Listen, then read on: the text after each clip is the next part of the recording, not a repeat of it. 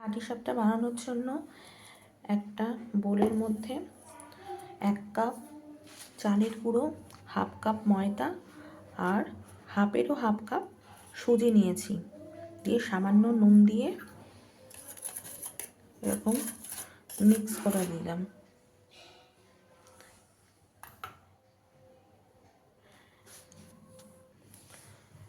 দুধটা গরম করেছি, দুধটা রুম টেম্পারেচারে এলে তখন মেশাতে হবে। আমি পুরটাকে রেডি করছি। কিছুটা পরিমাণে ফোটানো দুধ নিয়ে নিলাম। এবার তার মধ্যে দিয়ে দেবো মাখা সন্দেশ। এই যে বেশ কিছুক্ষণ জাল দিতে থাকবে। এরকম করে নাড়িয়ে নাড়িয়ে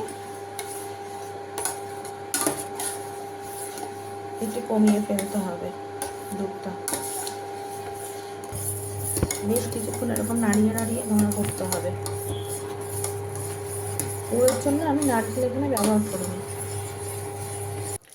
এখানে অল্প একটু গুড় অ্যাড করছি।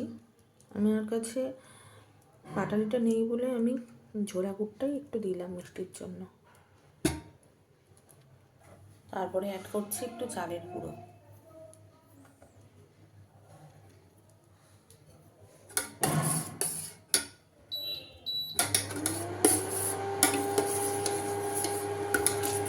এরপরে আবার অন করে দিলাম। দিয়ে ভালো করে নাড়িয়ে নাড়িয়ে ক্ষীরের মতো করতে হবে।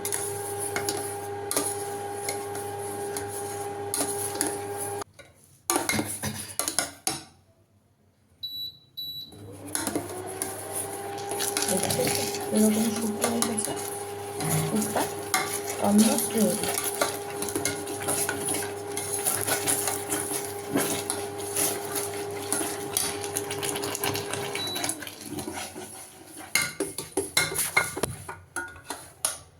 এরপর এই ব্যাটারটা গুলছি।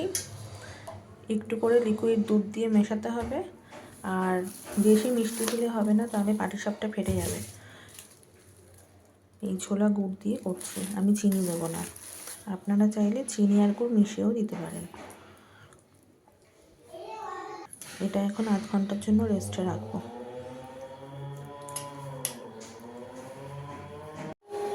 এই যে ব্যাটারটা রেডি। এবার হাতায় করে গোল করে দিলাম, মাঝখানটায় ক্ষীর দিয়ে দিলাম। এটা আমার হাতের তৈরি ক্ষীর।